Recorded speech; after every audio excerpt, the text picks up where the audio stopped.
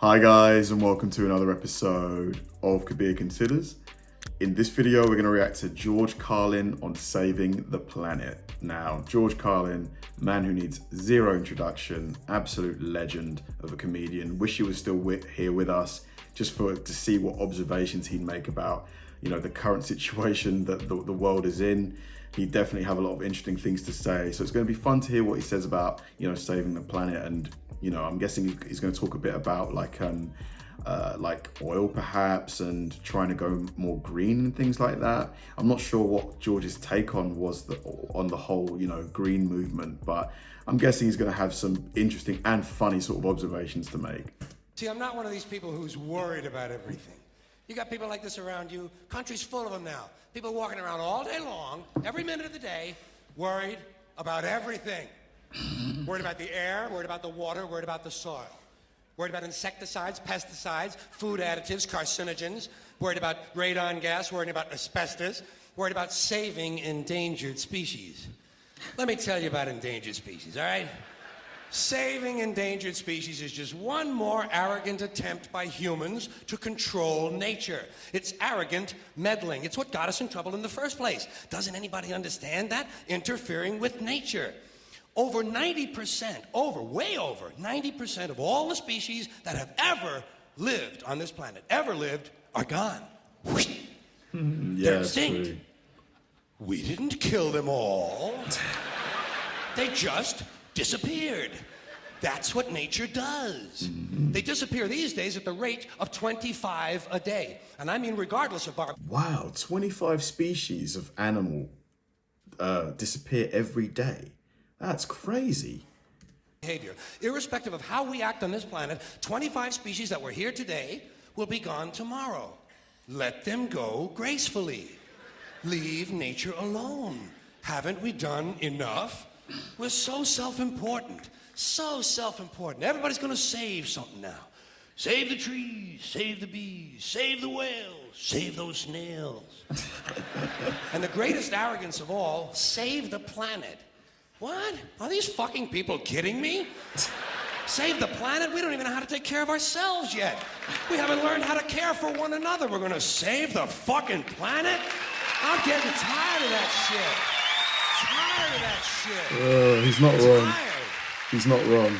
I'm tired of fucking Earth Day. I'm tired of these self-righteous environmentalists, these white bourgeois liberals who think the only thing wrong with this country is there aren't enough bicycle paths.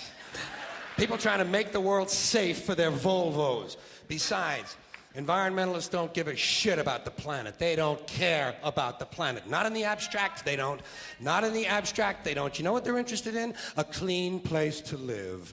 Their own habitat. They're worried that... What do you guys think of those people?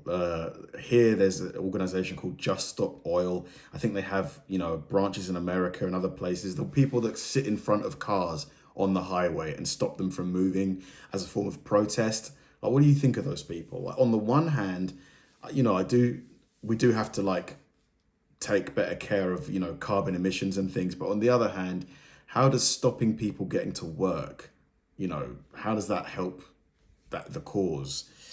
In the future, they might be personally inconvenienced. Narrow, unenlightened self-interest doesn't impress me. Besides, there is nothing wrong with the planet. Nothing wrong with the planet. The planet is fine. The people are fucked. Difference. Yeah, Difference. The planet is fine. Compared to the people, the planet is doing great. It's been here 4.5 billion years. Did you ever think about the arithmetic? Planet has been here 4.5 billion years. We've been here, what, 100,000? Maybe 200,000?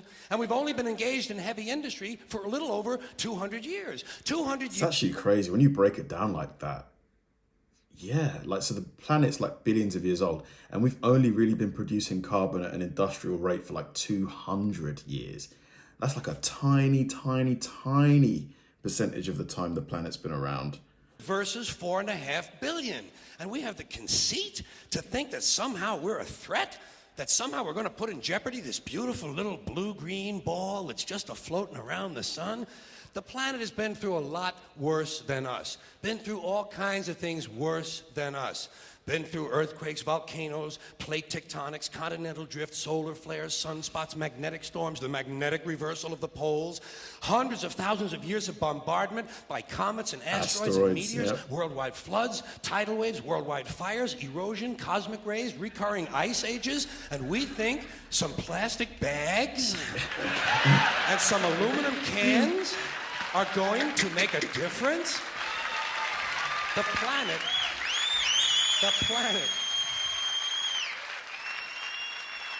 planet isn't going anywhere. We are. We're going away. Pack your shit, folks. We're going away. And we won't leave much of a trace either. Thank God for that. Maybe a little styrofoam. Maybe. Little styrofoam. Planet will be here and we'll be long gone. Just another failed mutation. Just another closed-end biological mistake. An evolutionary cul-de-sac. The planet will shake us off like a bad case of fleas. A surface nuisance. Yeah, I mean, God forbid if something was to happen, like, and humans were wiped out, within probably, a few hundred years, probably things would be back to normal in terms of, like, the carbon and stuff. But I guess it would take longer than that for the plastic to degrade and things like that. You want to know how the planet's doing? Ask those people at Pompeii who are frozen into position from volcanic ash how the planet's doing. Want to know if the planet's all right? Ask those people in Mexico City or Armenia or 100 other places buried under thousands of tons of earthquake rubble if they feel like a threat to the planet this week. How about those people in Kilauea, Hawaii, who build their homes right next to an active volcano and then wonder why they have lava in the living room? The planet will be here for a long, long, long time after we're gone, and it will heal itself, it will cleanse itself, because that's what it does. It's a self-correcting system. The air and the water will recover, the earth will be renewed, the and oceans, if it's true that plastic is not degradable, well, the planet will simply incorporate plastic into a new paradigm, the earth plus plastic. The earth doesn't share our prejudice towards plastic. Plastic came out of the earth. The earth probably sees plastic as just another one of its children. Could be the only reason the earth allowed us to be spawned from it in the first place. To make wanted plastic. Plastic for itself. Didn't know how to make it. Needed us. Could be the answer to our age-old philosophical question, why are we here? To make plastic. Plastic. Assholes. So, the plastic is here, our job is done, we can be phased out now, and I think that's really started already, don't you? I mean, to be fair, the planet probably sees us as a mild threat, something to be dealt with, and I'm sure the planet will defend itself in the manner of a large organism, like a beehive or an ant colony can muster a defense. I'm sure the planet will think of something. What would you do if you were the planet trying to defend against this pesky, troublesome species? Like a disease or something, right? Viruses. Yeah. Viruses might be good. They seem vulnerable to viruses.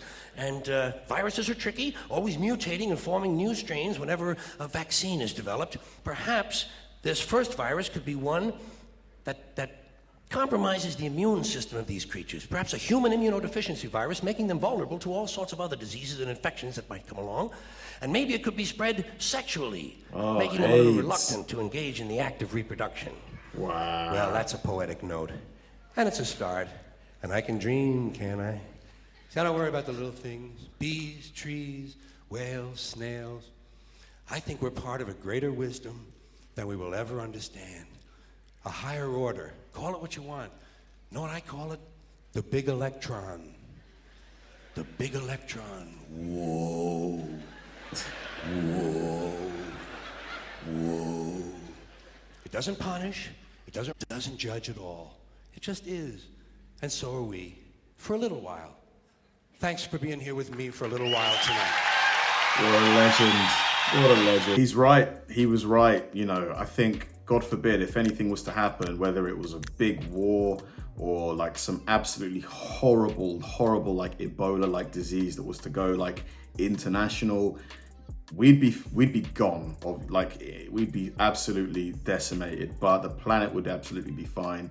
Like, even if we were to, you know, completely ignore like all of these green initiatives and keep pumping out carbon, you know, pumping it out, like we probably just, we couldn't breathe. Like, the air would be so polluted that we would probably start developing like respiratory issues en masse, like severe ones that would wipe us out. But a few hundred years, the planet would be fine. Like, I think the reason why we kind of need to shift our way of thinking from saving the planet to kind of just saving ourselves, really. Thanks for watching, guys, and I'll see you in the next one.